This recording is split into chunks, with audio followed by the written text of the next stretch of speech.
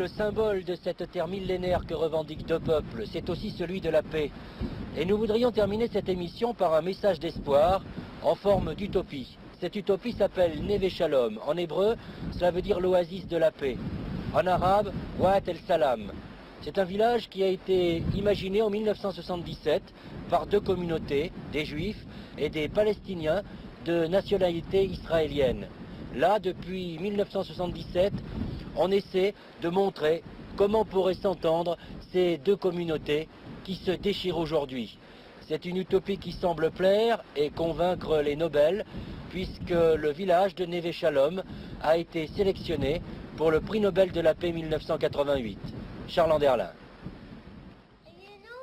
Après une petite promenade, Fadi et Amit retournent au jardin d'enfants. Fadi, c'est le petit blond, il est arabe. Amit, son copain est juif, ils ont 4 ans. Cette école n'a que 2 classes, pour les tout petits et les plus grands. Les cours se font dans les 2 langues, en hébreu et en arabe. Ils apprennent avant tout leur langue, à écrire et à lire. Et quand ils connaissent bien leur langue, ils commencent à écrire et lire l'autre langue. Mais parler, ils parlent depuis qu'ils sont bébés, les 2 langues. La coexistence n'est donc pas une utopie, mais bien une réalité pour les 16 familles juives et arabes qui habitent Neve Shalom, le village de la paix sur cette colline à mi-chemin entre Tel Aviv et Jérusalem. La localité n'est pas reconnue par les autorités israéliennes et l'infrastructure a été financée par une dizaine d'associations de soutien en Europe et aux États-Unis. J'ai choisi d'essayer de comprendre l'autre, de participer à la recherche d'une compréhension mutuelle, et c'est cette volonté qui nous a donc poussé à créer ici une petite communauté judéo-arabe.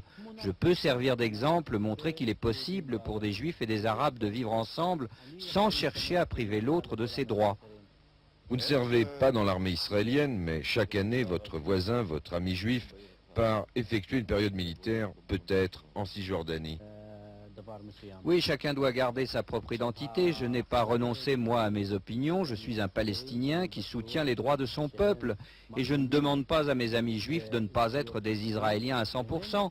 Mais je suis certain qu'ils n'utilisent pas la violence pour promouvoir telle ou telle solution et qu'ils m'acceptent comme leur égal. Et de fait, le soulèvement palestinien pose des problèmes de conscience aux juifs israéliens de Neve Shalom. Oui, j'envisage de refuser de servir en Cisjordanie et donc de risquer la prison militaire. Certains disent qu'au contraire, des gens comme moi devraient y aller, car nous faisons avec modération le sale travail, mais je n'y crois pas.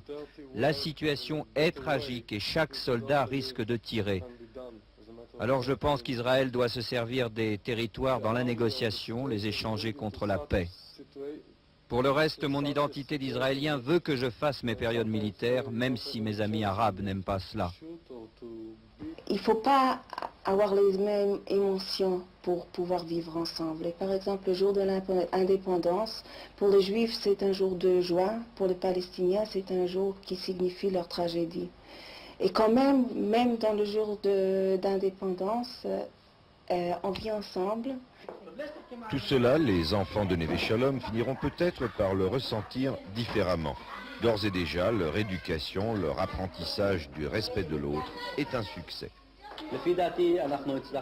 Je crois que nous avons réussi à élever nos enfants dans notre esprit de coexistence et nous lançons un appel à tous les Juifs et à tous les Palestiniens pour qu'ils nous imitent.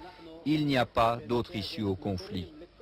Le rêve d'Abed, ce serait qu'une conférence de paix se réunisse dans son village.